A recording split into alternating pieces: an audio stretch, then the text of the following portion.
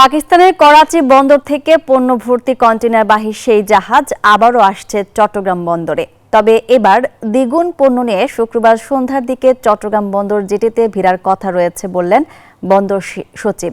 Shipping agent সহ আমদানিকারকরা বলছেন, পাকিস্তান থেকে আগে সরাসরি পণ্য আনার সুযোগ না থাকায় অন্য দেশ দিয়ে ঘুরে আসতো চট্টগ্রাম বন্দরে পণ্য। তবে এখন সরাসরি আসায় জাহাজের সময় যেমন কমছে তেমনি কমছে খরচও। চট্টগ্রাম বন্দর ঘুরে রতন দাসের ছবিতে নয়ন বড়ুয়া জয়ের রিপোর্টে বিস্তারিত। পাকিস্তানের করাচি থেকে সরাসরি চট্টগ্রাম বন্দরে আসার পথেই পণ্যভর্তি এই জাহাজটি দুবাই ভিত্তিক কন্টেনার জাহাজ পরিচালনাকারী সংস্থা ফিডার লাইন্স ডিএমসিসি একটি জাহাজ দিয়ে নতুন এই বাণিজ্যিক সেবা লাইন চালু করেছে বাংলাদেশের সাথে। এবার দ্বিতীয়বারের মতো পণ্য নিয়ে রওনা হওয়া জাহাজটিতে প্রথমবারের চেয়ে দ্বিগুণের বেশি কন্টেনার রয়েছে বললেন চট্টগ্রাম বন্দর সচিব।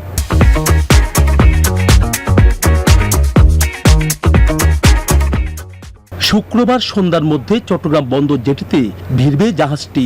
এটা একটা লাইনার শিপ যেটা দুবাই হয়ে করাচি হয়ে চট্টগ্রাম বন্দরে আসে।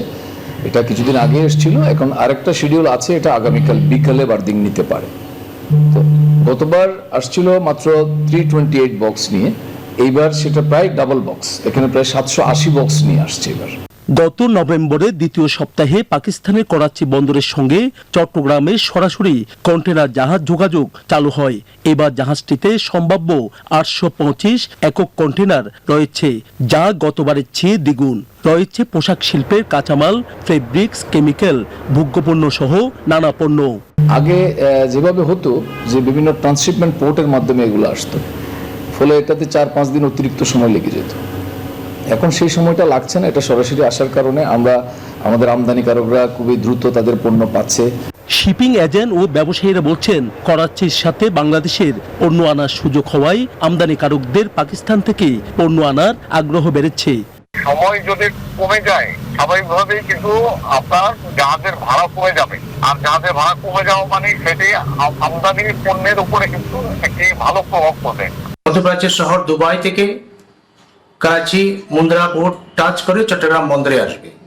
আমরা যেটা মনে করছি, এই ধরনের নতুন রুট চালু হওয়ার পরে আমদানি রপ্তানি খাতে ব্যবসায়ীদের সময় যেমন সাশ্রয় হবে এবং কষ্ট অনেক কমে আসবে। গত 11 ডিসেম্বর পাকিস্তানের করাচি বন্দর থেকে সর্বশেষ কন্টেনার পণ্য বোঝাই করা হয় জাহাজটিতে। নয়ন বড়ুয়া জয়, নিউজ 24, চট্টগ্রাম।